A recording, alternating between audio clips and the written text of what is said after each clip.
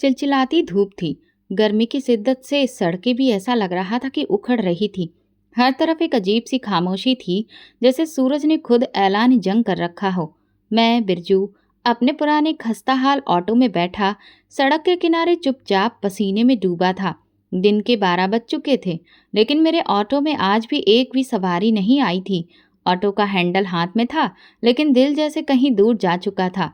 पत्नी का भूखा चेहरा, बच्चों की रो रो कर सूजी हुई आंखें और खाली बर्तनों की आवाज़ मेरे मन में बार बार गूंज रही थी। सुबह से पानी के कुछ गिलासों के सिवा कुछ भी मेरे पेट में नहीं गया था। पेट्रोल वैसे ही कम था, और अगर यूं ही खाली ऑटो लिए मैं घूमता फिरता तो वो भी खत्म हो जाता।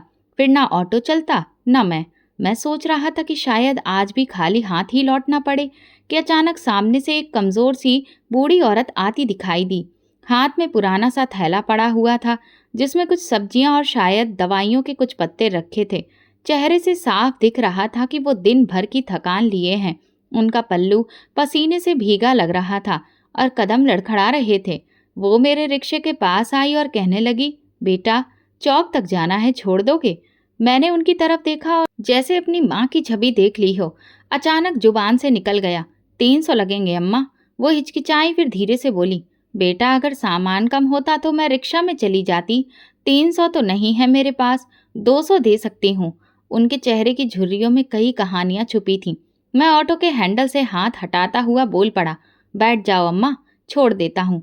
उन्होंने हैरत से मुझे देखा, जैसे कि उन्हें यकीन नहीं आया हो। मैंने उनके हाथ से थैला लिया, ऑटो में रखा और खुद भी सवार हो गया। पूरे रास्ते वो मुझे दुआएं देती रही, कह रही थी, भगवान तुम्हें आसान जिंदगी दे बेटा, तुम्हारे बच्चों को खूब तरक्की दे, पत्नी को खुश रखो। मैं चुपचाप सुनता रहा। उनकी हर बात मेरे दिल पर लग रही। ऑटो आगे बढ़ता रहा और मैं सोचता रहा, क्या वाकई भगवान मेरे बच्चों को तरक्की देगा, जबकि आज भी उनके नसीब में सिर्फ सूखी हवा है। जब हम चौक पहुंचे तो अम्मा ने थैला उठाया, जेब से कुछ निकालने लगी। मैंने कहा, अम्मा रहने दो, तुम्हारी दुआएं ही काफ़ी हैं। मेरी आंखों में झांक कर देखकर वो कहने लगी, बेटा, बहुत लोग देखे हैं इस शहर में, लेकिन तुम जैसे दिल वाले कम मिलते हैं। वो चली गई और मैं ऑटो वहीं रोक कर बैठ गया। जेब में कुछ भी नहीं था। कुछ देर यूं ही बैठा रहा। सूरज अब भी वही शिद्दत लिए जल रहा था, मगर मेरे दिल की जलन उससे भी ज्यादा थी। ऑटो वापस घर की तरफ मोड़ दिया। मन में एक ही सवाल था, अब घर जाकर पत्नी को क्या जवाब दूंगा। घर पहुंचा तो पत्नी दरवाजे पर खड़ी थी। उसकी नजरें ऐसी थी जैसे कह रही हो, फिर खाली हाथ आ गए। मैंने घबराई हुई आवाज में कहा, नहीं, 100 रुपए थे, आटा ले आया हूँ, बच्चों को खिला देना, मैं मुंह धोकर आता हूँ। वो कुछ कहे बिना अंदर चली गई। मैं नल के नीचे बैठकर मुंह धो रहा था और साथ साथ आंखों से आंसू भी बह रहे थे। कितना झूठ बोला था मैंने। 100 रुपए कहाँ थे? बस दिल चाहता था कि बच्चों के चेहरे पर थोड़ी सी खुशी देख सकूं। किचन में हल्की सी आवाज आई, जैसे आटा गूंथा जा रहा हो। पत्नी ने रोटियां पकाई, बच्चों को खिलाया, अब और सबने पेट भर के खाना खाया। जब सब खा चुके थे तो बस एक रोटी बची थी। वो मेरे पास आई और कहने लगी, ये तुम खा लो। मैंने मुस्कुराकर जवाब दिया, नहीं, मैं बाहर से कुछ खा चुका हूँ, तुम खा लो। वो मुझे देखती रही। शायद उसे अंदाजा हो गया था कि मैं झूठ बोल रहा हूँ, लेकिन कुछ बोली नहीं। खामोशी से वो रोटी खाने बैठ गई। मैं अपनी जगह बैठा पत्नी को देख रहा था। एक ऐसी औरत जो मेरे पास सब कुछ ना होने के बावजूद भी मेरा साथ दे रही थी, जिसने जिंदगी के हर तूफान को सब्र के साथ जिया था और आज भी एक रोटी में हम दोनों की मोहब्बत बांट रही थी। मैंने उसी लम्हे दिल में एक बात तय की, चाहे जैसे भी हालात हों, जब तक जिंदगी है मैं किसी का भला करने से पीछे नहीं हटूंगा। शायद एक दिन भगवान को मेरी अच्छाई पसंद आ जाए। उसी उम्मीद पर मैं रात भर जागता रहा और अगली सुबह दोबारा ऑटो का हैंडल थामकर सड़क पर निकल आया, नए मंजिल की तलाश में, नए सपने की उम्मीद में। आज भी वही कहानी, और धूप में जलता रहा, मैं भी जलता रहा, मगर ना कोई सवारी मिली, ना कोई उम्मीद। कुछ देर बाद ऑटो एक पेड़ के नीचे खड़ा कर दिया और एक कोने में जा बैठा। जेब में 20 रुपए पड़े थे, जो पानी की बोतल खरीदने के लिए भी नहीं थे। मैं जेब में हाथ डालकर उन 20 रुपयों को मुट्ठी में दबाया और आंखें बंद कर लीं। सूरज ढलने लगा तो दिल ने कहा, अब घर चलो, जो होना है हो जाएगा। ऑटो घसीटते हुए मोहल्ले की गली में दाखिल हुआ तो बच्चों की हंसी की आवाज़ सुनाई दी। लेकिन मेरे घर के सामने एक बार फिर खामोशी छाई थी। दरवाज़ा खोलकर अंदर गया तो पति ने कोई सवाल नहीं किया, बस मेरी तरफ देखा। नज़र वही थी जो दिन ब दिन और ज़्यादा तीखी होती जा रही थी। वो खामोशी से अंदर गई, कुछ देर बाद वापस आई और मेरे सामने एक छोटा सा थैला रख दिया। ये आटा है, तुमने कहा था कि ले आए हो, बच्चों ने खा लिया है। मैंने गहरी सांस ली और मुस्कुराकर सिर हिलाया। झूठ एक बार फिर जीत गया या शायद हार गया। वो मुझे एक अजीब सी नज़रों से देखती रही, जैसे वो कहना चाहती हो, अब तो सच बोल दो, मैं संभाल लूंगी। लेकिन हम मर्दों को ये सच बोलने की हिम्मत कब होती है? हम सच बोलते ही नहीं, छुपाते हैं ताकि हमें अपनों का सहारा मिलता रहे। पत्नी ने आटा गूंथना शुरू किया। मैं चारपाई पर बैठा दीवार को घूरता रहा। कुछ देर बाद उसने रोटियां पका ली। बच्चों ने खा लिया तो वो मेरे पास आई। हाथ में एक प्लेट थी जिसमें एक रोटी रखी थी। ये खा लो, तुमने सारा दिन कुछ नहीं खाया होगा। मैंने तुरंत जवाब दिया, मैं तो दोपहर को एक होटल वाले के साथ खा चुका हूँ, तुम खा लो। उसने कहा, अगर वाकई में खा लिया है तो ठीक है, और वो प्लेट लेकर चली गई। मैं पीछे से उसकी थकी हुई कमर को देख रहा था। वो भी जानती थी कि मैं झूठ बोल रहा हूँ, और शायद मैं भी जानता था कि वो जान चुकी है, लेकिन हम दोनों ने कुछ नहीं कहा। रात गहरी होने लगी। बच्चे नींद में सो गए, लेकिन हम दोनों जागते रहे। कभी वो किचन में जाती, कभी बर्तन धोती, कभी खिड़की से बाहर देखती। मैं खामोशी से उसकी हर हरकत देख रहा था। मेरी जुबान पर ताला था, दिल में तूफान। ये वो लम्हे थे जो शब्दों के मोहताज नहीं होते, सिर्फ एहसास में ही जिंदा रहते हैं। मुझे याद आया, एक बार शादी के पहले साल हमने एक छोटा सा केक मिलकर खरीदा था। उस दिन मेरे पास 250 रुपए थे, और हम दोनों ने वो केक खाते हुए वादा किया था कि एक दिन घर होगा, खुशियां होंगी और बच्चे हमें गर्व से देखेंगे। आज वही पत्नी थी, वही मैं, लेकिन केक नहीं था, बस खामोशी थी।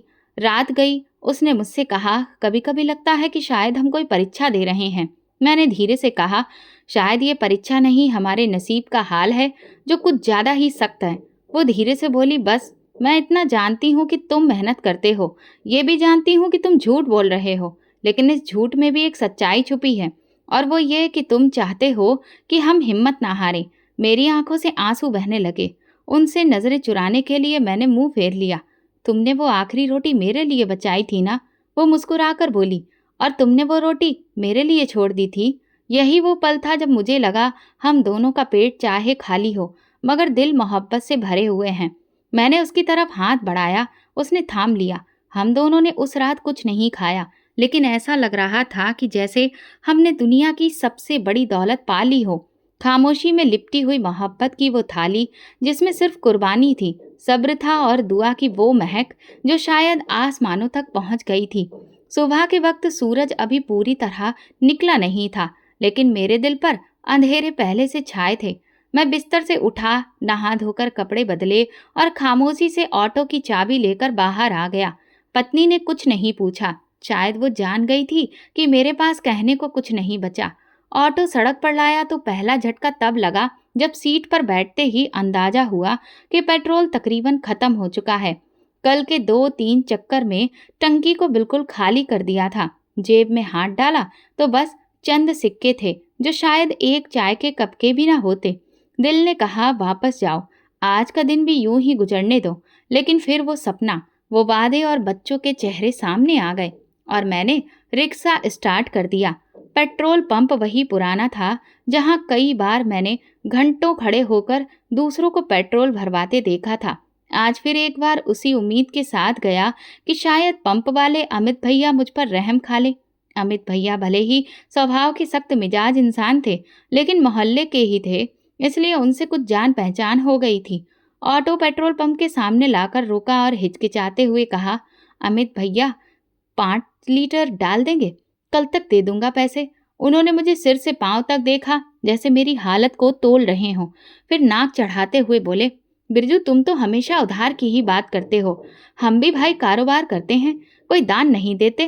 पहले जो उधार दिया था वो भी 3 दिन बाद दिया था। मैंने झुकी निगाहों से कहा, जानता हूँ, लेकिन अब की बार वादा है, कल सुबह तक चुका दूंगा। इससे पहले कि मैं बात पूरी करता, वो अचानक बोले, चलो ठीक है डाल देता हूँ, लेकिन ये आखिरी बार है, आइंदा बगैर पैसे के मत आना। मेरी खुददारी एक लम्हे को सिमट गई, जैसे किसी ने मुझे पूरी भीड़ में नंगा कर दिया हो। वहां आस-पास दूसरे लोग भी मौजूद थे। कुछ मोटरसाइकिल वाले, कुछ अपने ऑटो में पेट्रोल ही भरवा रहे थे। सबने एक लम्हे को मेरी तरफ देखा और फिर नजरें फेर ली, लेकिन वो एक लम्हा सदियों जितना लंबा लग रहा था। अमित भैया ने पेट्रोल भरा, रसीद काट कर हाथ में थमाई और कहा, कल सुबह। मैं चुपचाप रसीद जेब में डाली और ऑटो लेकर पंप से बाहर निकल आया। दिल में अजीब सा बोझ था, जैसे पेट्रोल नहीं नमक भर गया हो।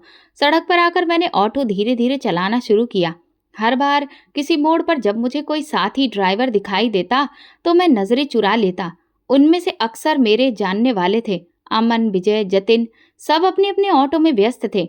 जब वे किसी दूसरे ऑटो वाले को सवारियां बिठाते हुए देखता तो दिल करता कि अपना ऑटो वहीं रोक दूं और पैदल घर चला जाऊं। ऑटो का हैंडल पकड़े पकड़े मेरा दिल भर आया। अगर अकेला होता तो शायद रो भी लेता, लेकिन सड़कों पर आंसू नहीं बाहर आते हैं, वहां सिर्फ धूल उड़ती है और दर्द उमड़ते हैं, सपनों की तरह पीछे रह जाते हैं। दोपहर तक 2 ही सवारियां मिली। दोनों ने कम किराया दिया और एक तो जाते जाते बहस भी कर गया, ये इतने पैसे किस बात के। मैंने कुछ नहीं कहा, बस चुपचाप आगे देखा, जैसे कुछ सुना ही ना हो। ऐसे वक्त में इंसान ना तो भगवान की परवाह करता है, ना अपनी इज्जत की, बस वक्त का मुकाबला करता है, और वो मुकाबला सबसे ज्यादा जालिम होता है। शाम को ऑटो लेकर वापस मोहल्ले की तरफ आ रहा था तो रास्ते में एक जगह रुककर चाय का सोचा। चाय वाले को 50 रुपए दिए और पूछा, 1 कप चाय दे दो, बगैर बिस्किट के। चाय वाला कुछ कहने ही वाला था कि पीछे से आवाज आई, बिरजू भैया, आज भी खाली लग रहे हो। मुड़कर देखा तो जतिन था, मुस्कुराता हुआ। उसके ऑटो में 2 सवारियां बैठी थीं और पीछे बड़ा सा स्पीकर बज रहा था। वो खुशहाल दिखाई देता था और मैं एक थका हारा सा। मैंने जबरदस्ती मुस्कुराकर कहा, बस यार, दिन थोड़ा सुस्त रहा, प्रार्थना करो कल अच्छा हो। वो ऑटो आगे ले गया और मैं वहीं बैठा चाय का आखिरी घूंट पीने लगा। वो घूंट जैसे हलक में कांटे बनकर उतर रहा था। खुददारी, इज्जत, सपना, हसरते, सब के सब जैसे एक कप में ही डूब गए हों। रात में घर लौटा तो पत्नी दरवाजे पर खड़ी नहीं थी, शायद थककर बच्चों के साथ सो गई थी। दरवाजा खुद खोला, चुपचाप अंदर गया और एक कोने में जाकर बैठ गया। आज भी कुछ नहीं लाया था और कल भी जाने क्या होगा, लेकिन उस लम्हे दिल में एक प्रार्थना आई, भगवान, अगर मेरी मेहनत ही काफी नहीं तो कोई और ही रास्ता दिखा दो।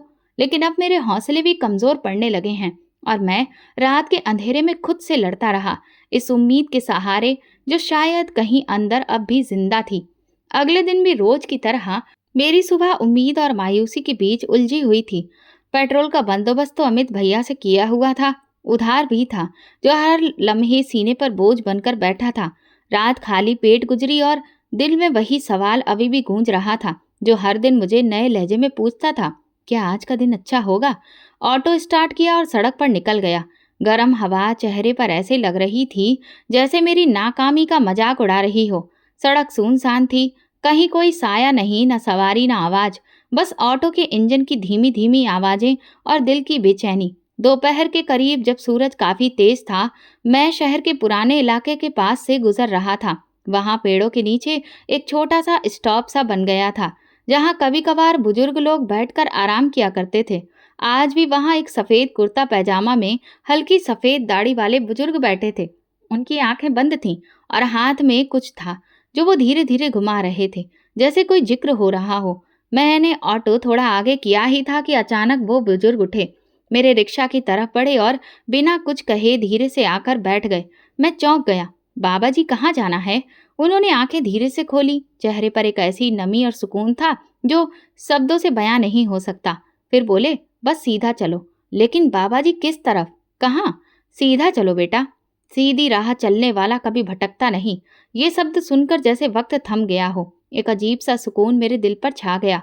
उनका अंदाज, बात ऐसी थी जैसे कोई बहुत पुराना जानने वाला हो, जैसे वो मेरी आत्मा को अच्छे से पहचानता हो। ऑटो चला तो मैं बार बार शीशे में उन्हें देखता रहा। उनके होंठ हिल रहे थे, हाथ में एक माला दिख रही थी जो वो धीरे धीरे घुमा रहे थे, और हर दाने के साथ वो कुछ शब्द अपने होठों से निकालते, लेकिन इतने धीरे कि मैं सुन नहीं पाया। रास्ते में दिल चाहा कि कुछ पूछूं, लेकिन अजीब सी हिचकिचाहट ने मुझे रोके रखा। दिल जैसे कह रहा हो चुप रहो, ये इंसान आम नहीं है। 2 घंटे बीत गए, वो बार बार यही कहते रहे, सीधा चलो। शहर के गली कूचों, ऊंची नीची पुरानी सड़कों से गुजरते हुए वो एक दरवाजे के पास पहुंचकर ऑटो से उतर गए। मैंने सांस ली और तुरंत पूछा, बाबा जी किराया?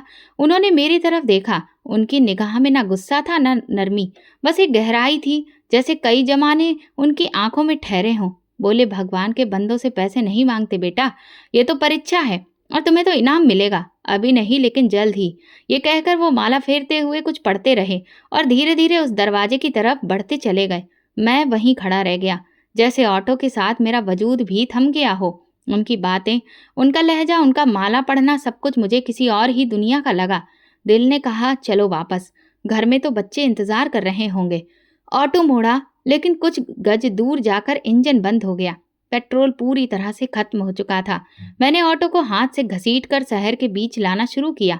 धूप अब शरीर पर नहीं, दिल पर लग रही थी। हर कदम पर पछतावा हो रहा था। आखिर क्यों क्यों उस बुजुर्ग को बिठाया, क्यों उससे किराया नहीं लिया? लेकिन फौरन दिल से आवाज आई, ये वो सवाल नहीं जो तुम करना चाहते हो। तुम सिर्फ गुस्से में हो, तकलीफ में हो, लेकिन दिल के किसी कोने में तुम जानते हो वो इंसान आम नहीं था। ऑटो को घसीटते हुए जब मोहल्ले की गली में दाखिल हुआ तो कदम जैसे पत्थर के हो गए। सूरज ढलने आया था, लेकिन माथे से पसीना बह रहा था। हर गुजरने वाला मुझे देख रहा था, कुछ हमदर्दी से तो कुछ तरस खाकर, और कुछ ऐसे जैसे कि उनकी नज़रों में ये साफ था कि मैं एक नाकाम जिंदगी हूँ। ऑटो के घसीटने की आवाज़, मेरे कदमों की चलने की आवाज़ सारी गली में सुनाई दे रही थी। घर के दरवाजे पर पहुंचा तो जैसे खुद से हारा हुआ था। थकान, शर्मिंदगी, भूख और बेबसी सब एक साथ मुझ पर टूट पड़े। अंदर पहुंचा तो सन्नाटा था। पत्नी शायद किचन में थी, बच्चे कहीं कोने में सोए होंगे। मैंने ऑटो दीवार के साथ खड़ा किया और अंदर जाते ही पत्नी की आवाज़ सुनाई दी, आखिर कब तक यूं ही खाली हाथ आते रहोगे? मैं दंग रह गया। उसके लफ्जों में वो टीस थी जो सिर्फ तब निकलती है जब आंखों ने बार बार आंसू पिए हों। आज भी कुछ नहीं लाए? बच्चों को 2 वक्त की रोटी भी नहीं दे सकते। सारा दिन क्या करते हो? तुम्हारे दोस्त भी तो रिक्शा चलाते हैं, उनके घरों में तो कितना अच्छा खाना बनता है, और हमारे यहाँ सिर्फ हवा। मैंने जुबान खोली, लेकिन शब्दों ने मेरा साथ छोड़ दिया। फिर बेइख्तियार भड़क उठा, तो मैं क्या करूं? जी तोड़ मेहनत करता हूं, पैसे आसमान से नहीं गिरते आरती। किस्मत में कुछ चीजें होती हैं, और वो शायद मेरे लिए दुश्मन है। वो रो रही थी, चीख नहीं रही, सिर्फ रो रही थी। उसका रोना मेरे वजूद पर हथौड़े बरसा रहा था।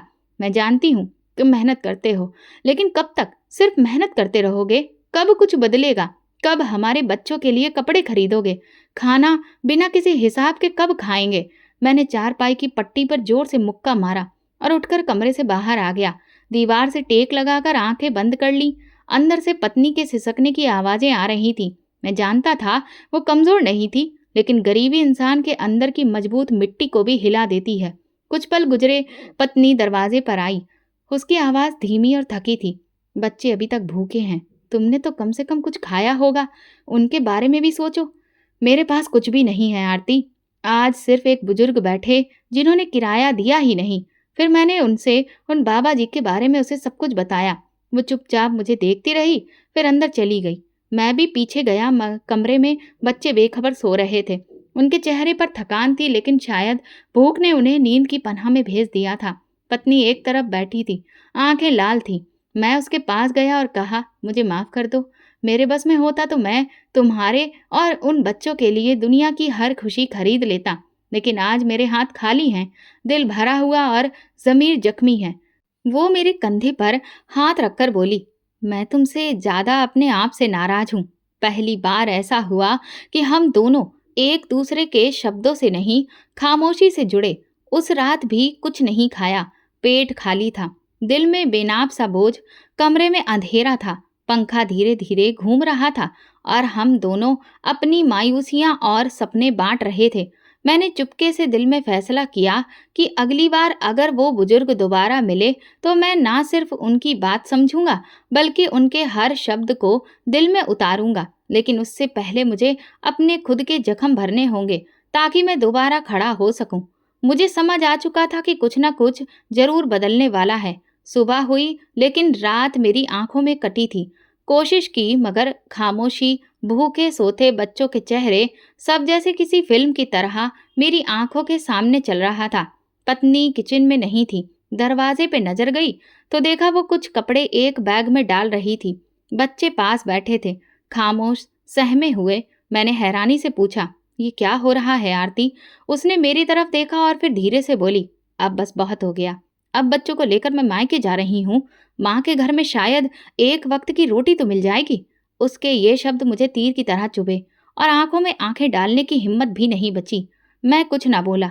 आरती, देखो, अब कुछ मत कहो। मैं जानती हूँ तुमने मेहनत की है, लेकिन भूख, बच्चों की खामोश आंखें और खाली बर्तन अब बर्दाश्त से बाहर है।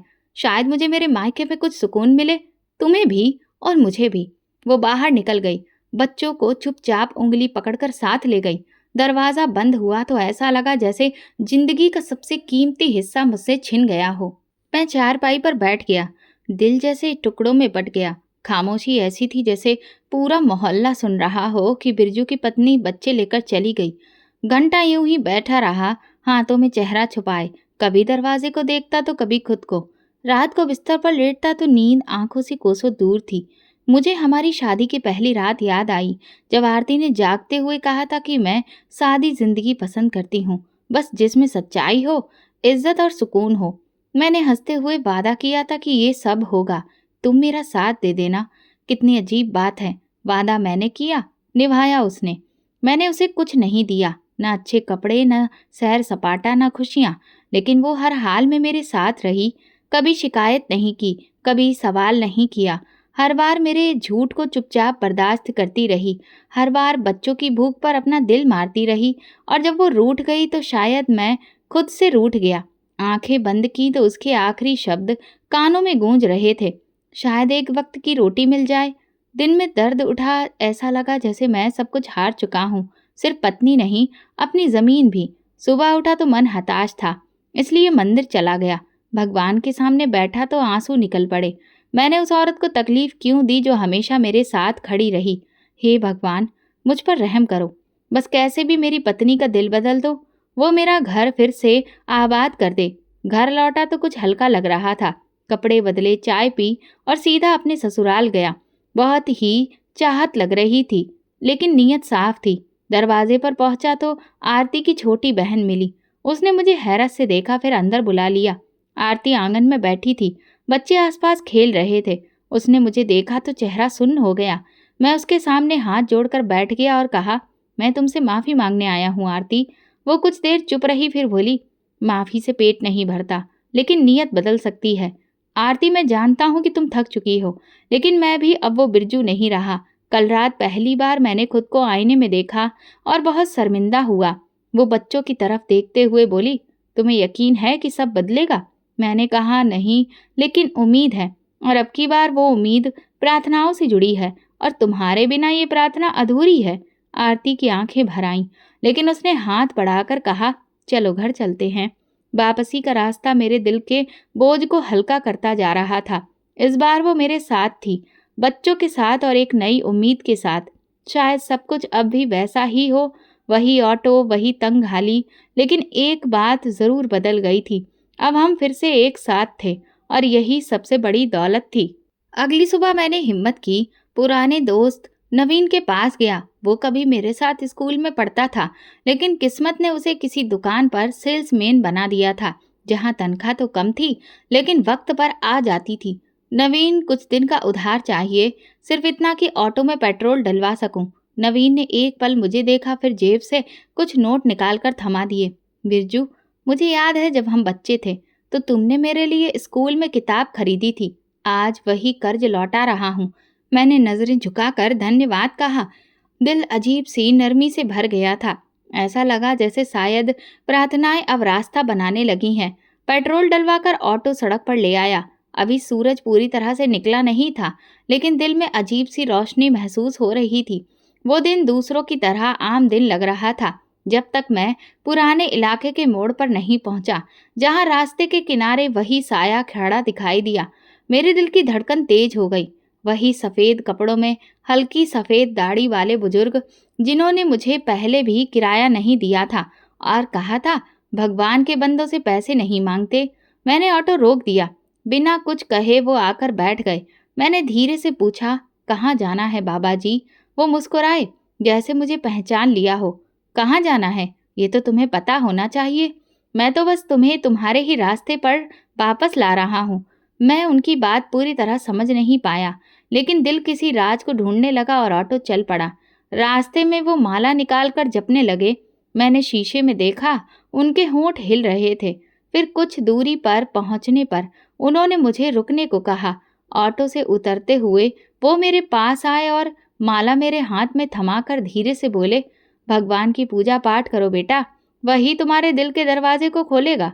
लेकिन याद रखना, दरवाजे सिर्फ उनके लिए खुलते हैं जो दस्तक देना जानते हैं। मैंने माला हाथ में ली, जैसे किसी बहुत ही पवित्र चीज को छू रहा हूँ। वो बुजुर्ग धीरे धीरे चलते हुए गली में खो गए और मैं वहीं खड़ा रहा। दिल में हलचल थी, जैसे सीने के अंदर कुछ जागने लगा हो। घर लौटा तो आरती ने पूछा, कोई सवारी मिली? मैंने उसे माला दिखाई और कहा, आज एक और मुलाकात हुई उन्हीं बुजुर्ग से। वो हैरत से माला देखने लगी, फिर मेरे चेहरे की तरफ देखकर खामोश हो गई। जब सब सो गए तो मैं माला निकालकर पूरे मन से भगवान का नाम जपने लगा। मुझे ऐसा लगा कि जैसे बरसों का बोझ एक एक करके मेरे आंसुओं से बह गया। मैं थक गया हूँ भगवान, लेकिन अब मैं समझ चुका हूँ कि जो कुछ है बस तू ही है। मैं बहुत सारे इंसानों से मांगता रहा, लेकिन अब मैं तुझसे मांगता हूँ, मेरी खुददारी को ऐसे जाल में ना फंसने देना कि मैं फिर से टूट जाऊं। जब मैं माला जपने के बाद आराम से बैठा तो मुझे हकीकत का पता चला। वो कोई आम माला नहीं थी। उसके दाने हल्के से चमकने लगे थे, जैसे हर एक दाने में कोई दिया जल रहा हो। मैं घबरा गया, आंखें मली, दोबारा देखा, वही रोशनी मेरी जेब में थी जिसे चांदनी सिमट आई हो। दिल धड़कने लगा, लेकिन खौफ नहीं था, यकीन था। मैंने उस माला को सीने से लगाया और कमरे की खिड़की से बाहर आसमान की तरफ देखा। मुझे लग रहा था कि ये कोई इत्तेफाक नहीं, वो बाबा जी, उनकी बातें, वो माला, सब कुछ भगवान की तरफ से एक संदेश था। मैंने फैसला किया कि अब मैं बरकत की तलाश में निकलूंगा। अब वो माला सिर्फ मेरी नहीं रही थी, वो मेरे मन की जुबान बन चुकी थी। अगले दिन जब मैं अपने काम से लौटा तो समय निकाल कर माला को एक बार फिर से फेरना शुरू किया। लेकिन ये क्या, अचानक मैंने देखा कि माला से खून की बूंदें गिरने लगी। ये देखकर मेरा दिल सदमे में आ गया और मैं हड़बड़ा उठा। लेकिन तभी अचानक ऐसा लगा कि वो खून के धब्बे गायब हो चुके थे। मैंने हथेली फर्श पर मारी, लेकिन वहां कुछ भी नहीं था। ये शायद मेरा वहम था या कोई सपना, ये कुछ और था। मैं नहीं जानता, मुझे बस इतना पता था कि मैं जाग रहा हूँ। मेरी सांसें तेज थीं, आंखें नम और दिल बेकाबू। कमरे में बिल्कुल खामोशी थी, लेकिन दिल में तूफान उठने लगा। मैंने उस माला को अपनी हथेलियों के बीच दबा लिया, आंखें बंद की और भगवान से कहा, तुम भला मुझे क्या दिखाना चाहते हो? उसी वक्त एक अजीब सा एहसास दिल में जगा। क्या वो खून के कतरे मेरे दुखों की परछाई थे या मेरे किसी गुनाह का बोझ? कुछ समझ ही नहीं आ रहा था। अगले दिन जब मैं ऑटो में बैठकर शहर की तरफ गया तो सुबह से शाम हो गई, लेकिन कोई सवारी बहुत मुश्किल से ही मिली। फिर भी चेहरे पर थकान के बावजूद दिल में सुकून था, ऐसा सुकून जो इंसान को टूटने से पहले थाम लेता है। जब मैं मोहल्ले में दाखिल हुआ और गली के मोड़ पर पहुंचा तो सामने का मंजर देखकर ऑटो का हैंडल हाथ से छूटते छूटते बचा। मेरा दिल धक्क से रह गया। मेरे घर के सामने भीड़ लगी थी, औरतें, बच्चे, नौजवान सब लाइन में खड़े थे। कुछ के हाथों में खाली बर्तन थे, कुछ अपने कपड़ों का दामन फैलाए खड़े थे। मैं जल्दी से ऑटो एक तरफ रोका और लोगों की तरफ बढ़ा। एक नौजवान लड़का मेरे पास आया और खुशी से बोला, अरे बिरजू भैया, भगवान ने तो आपको खूब दिया है। हलवा पूरी इतनी अच्छी है कि हाथ ही चाटते रह जाएं। मैं चौंक गया, ये क्या कह रहे हो भैया? वो बोला, अरे आपके घर से तो डोंगियां निकली हैं जो सबको बांटी जा रही हैं। सब लोग आपको दुआएं दे रहे हैं। मैं कुछ बोल ना सका, जल्दी से आगे बढ़ा और जब घर के दरवाजे पर पहुंचा तो हैरान रह गया। आरती किचन के दरवाजे पर खड़ी लोगों को प्लेटों में हलवा पूड़ी दे रही थी। बच्चों के चेहरे खिल रहे थे और वो उन डोंगियों के पास बैठे खुशी से शोर मचा रहे थे। मेरे कदम जैसे थम गए, आंखें फटी की फटी रह गईं। आरती, ये सब कहाँ से आया? उसने मुझे देखा और मुस्कुराई, फिर प्लेट में हलवा पूड़ी निकालते हुए बोली, एक बुजुर्ग आए थे, सफेद दाढ़ी वाले, वही जिनका जिक्र तुम करते हो। उन्होंने एक गाड़ी से 6 डोंगियां निकलवाईं, हमारे घर में रखवाईं और कहा, भगवान के नाम पर बांटो, वो तुम्हें और देगा। मैं दंग रह गया। क्या वही बुजुर्ग थे? हाँ, वो बोली, मैं उनकी आंखों में एक अजीब सा सुकून देख रही थी। इतना कहकर वो चले गए थे। मैंने पूछा भी, आप कौन हैं, कहाँ से आए हैं? तो मुस्कुराकर बोले, हमें पहचानने के लिए नजर चाहिए और देने के लिए नियत। फिर वो चले गए। ऐसा लगा कि जैसे मेरी प्रार्थनाओं का जवाब मुझे भगवान ने दिया हो। ये हलवा पूरी, ये खुशबू, ये सब सच्चाई है। आरती ने पलटकर मुझे देखा। हाँ, ये सब सच है। बात तो ये है कि जितनी बनाती जा रही हूँ वो डोंगियां खाली नहीं हो रही। मैं उन बर्तनों में झांक कर देखता तो वे सच में हलवा पूरी से भरे पड़े थे, जो खत्म ही नहीं हो रहे थे। मेरी आंखें नम हो गईं। मैं जमीन पर बैठ गया और दोनों हाथों को चेहरे पर रख लिया। लोग आ जा रहे थे। आरती खाना बांट रही थी। बच्चे हंस रहे थे। मैं खामोशी से रो रहा था। ये आंसू खुशी के नहीं थे, ये शुक्र अदा करने के थे। जैसे कि भगवान किसी गुनहगार की पुकार सुन ले और जवाब खुद जमीन पर भेज दे। कुछ देर बाद आरती मेरे पास आई और कंधे पर हाथ रखकर बोली, तुम्हें भगवान ने याद किया है, इसीलिए उन्होंने अपने बंदे को तुम्हारे पास भेजा। मैंने उससे कहा, आरती, मैं कल रात माला फेर रहा था जिसमें सिर्फ मेरा दिल डूबा था, शब्द नहीं, और आज भगवान ने जवाब भेजा। वो मुस्कुराई और शायद अब वो वक्त आ गया था कि हम भी वो करने लगे जो हमसे पहले कभी ना हो सका, लोगों को देना। मैंने सिर हिला दिया। हाँ, शायद यही राज है तरक्की का, किसी को कुछ देना बिना किसी हिसाब किताब के। मैं देख रहा था कि लोग जाते हुए हाथ उठाकर हमें दुआएं दे रहे थे। आरती के चेहरे पर वो सुकून था जो वर्षों बाद लौटा था। उसी दिन पहली बार मुझे यकीन आया कि चमत्कार अब भी होते हैं, और जब भगवान देता है तो वो किसी के भी हाथों भेज सकता है, जैसे उस बुजुर्ग के हाथों भेजा था। वो रात किसी सपने जैसी थी। ना भूख थी, ना वो खामोशी जिसने हमारे घर को बरसों से कैद कर रखा था। अब कोई बोझ नहीं था, बल्कि सुकून था। क्या ये चमत्कार सिर्फ एक दिन का था? फिर मेरे दिल में ख्याल आया, लेकिन एक दिन से भी तो उम्मीद जाग गई है। शायद कल भी वो आए। अगली सुबह मैं माला लेकर, भगवान से प्रार्थना करके अपना ऑटो लेकर सड़क पर निकला तो महसूस हुआ जैसे हवा भी आज नरम हो गई हो। वो तंगी जो पहले मुझे महसूस होती थी, कहीं पीछे रह गई थी। दिन में 2 सवारी की बजाय 5 सवारियां मिली, और सबसे अजीब बात ये कि किसी ने किराया कम करवाने की कोशिश भी नहीं की। शाम को थकावट जरूर थी, लेकिन दिल खुश था। जेब में कुछ पैसे थे और चेहरे पर सुकून। घर पहुंचा तो गली में आज भी भीड़ लगी थी। सब दुआएं दे रहे थे। मैं जल्दी से अंदर गया तो वही मंजर दोबारा देखा। आरती हाथ में प्लेट पकड़कर खाना निकाल रही थी। मैंने उससे पूछा तो वो मुस्कुराकर बोली, हाँ, आज फिर से वही बुजुर्ग आए थे। सुबह सुबह जब मैं झाड़ू लगा रही थी, उन्होंने मुझे फिर से वही आदेश दिया। अब तो जैसे ये रोज का सिलसिला बन गया था। धीरे धीरे सब बेहतर होने लगा। पहले जहां दिन भर में 200 रुपए बनते थे, अब 400-500 आराम से बन जाते थे। सवारियां खुद आकर बैठने लगी। कुछ तो मुझे नाम लेकर पूछती, आप बिरजू भैया हो ना, जिनके घर से रोज खाना बनकर जाता है? ये सब मेरी समझ से बाहर था, लेकिन दिल गवाही दे रहा था कि इसके पीछे सिर्फ एक ही ताकत है, भगवान की। वही है जो ये सब देता है, जो लोगों के दिलों को बदल देता है। एक दिन एक नौजवान मेरे ऑटो में बैठा। उसकी आंखों में नमी थी। रास्ते भर वो चुप रहा, लेकिन उतरते वक्त बोला, बिरजू भैया, आपको पता नहीं, आपके दिए खाने ने मेरी पत्नी की जान बचा ली। वो 2 दिन से भूखी थी, और जब कल आपके घर से खाना मिला तो मैंने पहली बार उसकी आंखों में खुशी देखी। मैंने नजर झुका ली। होठों पर शुक्र था, आंखों में नमी। रात को मैंने आरती से कहा, अब मुझे समझ आ रहा है, असली तरक्की सिर्फ अपनी इज्जत और नाम को बचाने में नहीं, बल्कि किसी और के खाली बर्तन को भरने में है। वो हल्के से मुस्कुराई और बोली, हम तो बस हाथ हैं, देने वाला वही है। उन दिनों में मेरी सोच बदलने लगी थी। पहले मैं दिन भर सवारी के लिए भागता था, अब सुकून से काम करता था।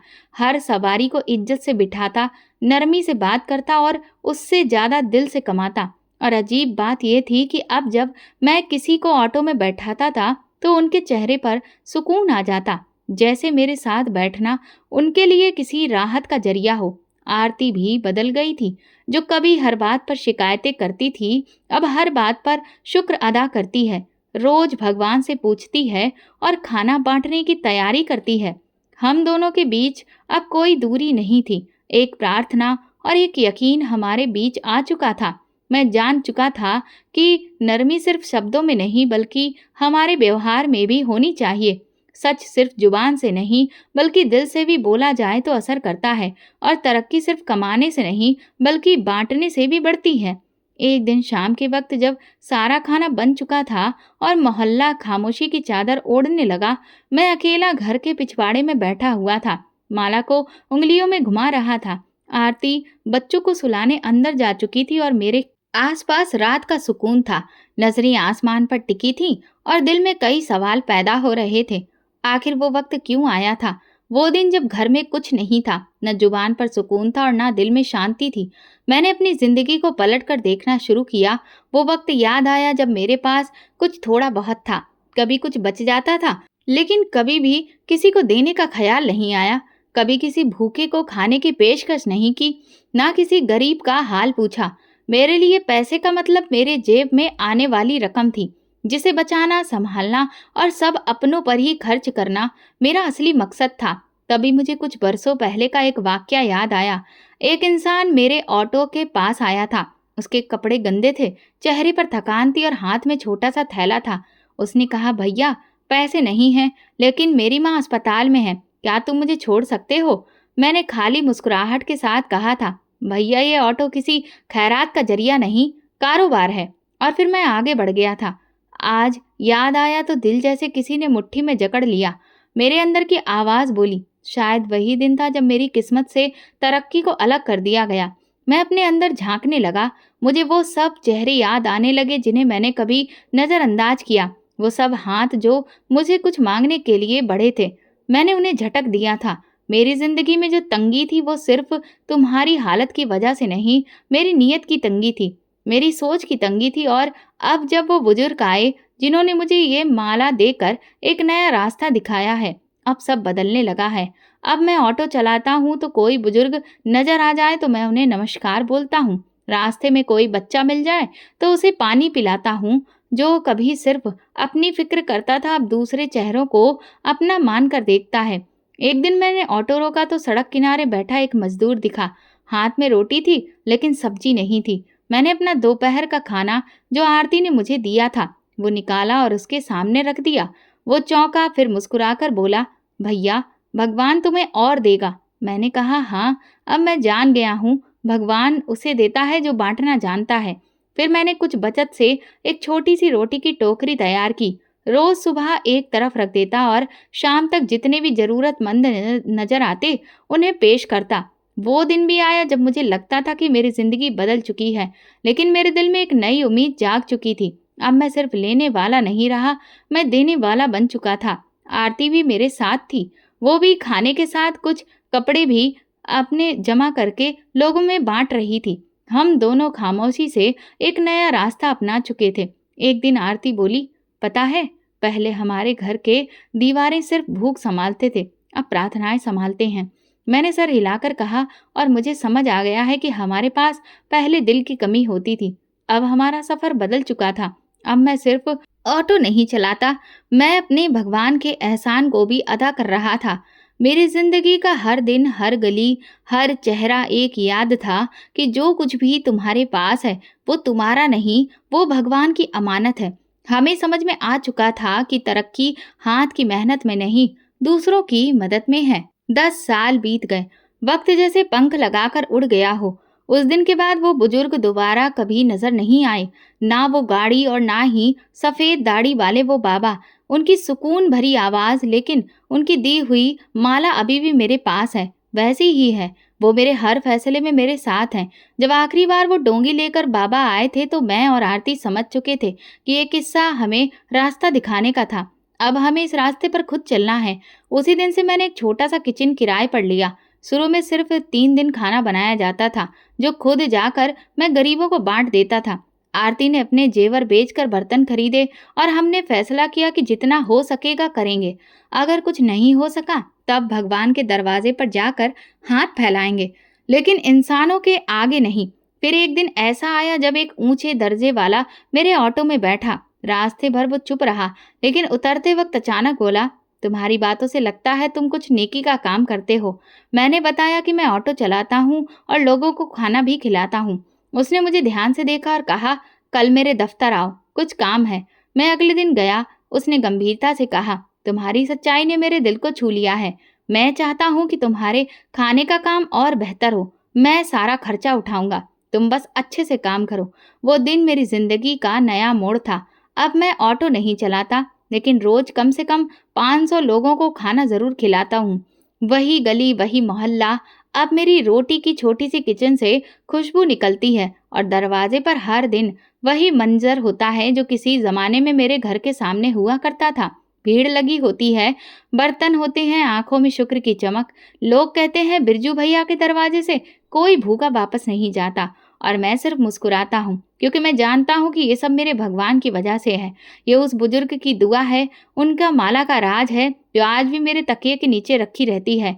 मेरा बेटा स्कूल जाता है और बेटी कॉलेज जाने की तैयारी कर रही है। आरती अब औरतों की टीम संभालती है, जो खाना पकाती है और बनाती है और ज़रूरतमंद घरों तक भी पहुंचाती है। मेरा घर अब वो सिर्फ मेरे बच्चों का नहीं, भगवान के बंदों का घर बन चुका है। मुझे याद है, एक दिन एक फकीर ने खाना खाते हुए कहा था, बिरजू, तुम्हारे हाथ में भगवान ने बरकत डाल दी है। मैंने उसे पल आंखें बंद करके दिल में कहा, भगवान, जब तक ये हाथ चल रहे हैं, इन्हें अपना आशीर्वाद देते रहना। मैं अपने इस सफर में एक बात सीख चुका था, जब नीयत बदलती है तो नसीब भी बदलता है। जब दिल साफ हो तो रास्ते खुद खुल जाते हैं, और जब कोई बंदा सिर्फ भगवान के लिए काम करता है तो उसे भगवान और देता है। फिर सारी दुनिया की दौलत भी उसके मुकाबले में कम लगती है। मैं बुजुर्ग को कभी भी नहीं भूल सकता। यही मेरी जिंदगी की कहानी है, बिरजू की कहानी, जो कभी एक सिक्का बचाने के लिए इनकार कर देता था और आज बिना मांगे देता है, क्योंकि उस रात मैं समझ चुका था कि तरक्की हिसाब से नहीं, नीयत से आती है। और मेरे लिए सबसे बड़ा चमत्कार यही है कि मैं अब सिर्फ तरक्की के लिए नहीं, प्रार्थना और दुआओं के लिए कमाता हूँ। जहाँ दिल साफ हो तो मदद का जज्बा अपने आप पैदा हो जाता है, और भगवान खुद हमारे सामने ऐसे रास्ते खोल देता है जिनके बारे में इंसान कभी सोच भी नहीं सकता। तो दोस्तों, अगर आपको हमारी कहानी पसंद आई हो तो कमेंट करके ज़रूर बताएं। वीडियो को लाइक करें और ज़्यादा से ज़्यादा शेयर करें। अगर आप चैनल पर नए हैं तो सब्सक्राइब जरूर करें और नोटिफिकेशन बेल दबाएं, ताकि अगली अपडेट सबसे पहले आपको मिले। धन्यवाद।